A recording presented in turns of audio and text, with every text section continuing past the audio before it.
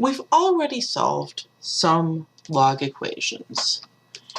In this section, we're going to be learning how to solve the rest of the log equations.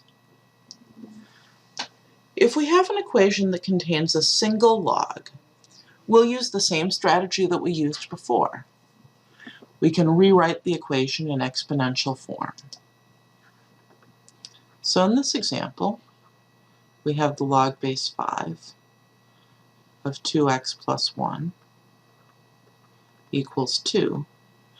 Our first step is to write that in exponential form as 2x plus 1 equals 5 to the second power, which is 25.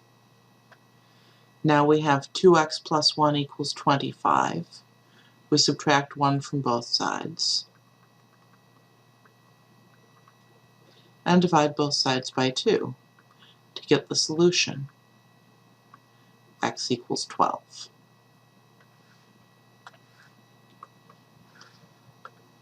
That's pretty straightforward, right? To get rid of the log, we rewrite in exponential form. Now, like we did with other functions, if we have other things happening to the log in our equation, we need to isolate the log before we apply an inverse.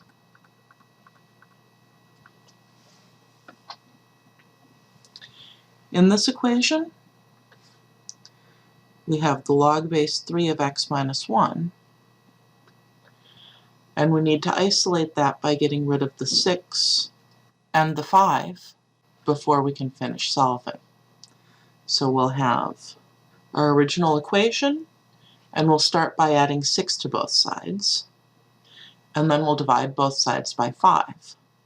Now that we've done that, we have the log all by itself on one side, and so we can rewrite this in exponential form as x minus 1.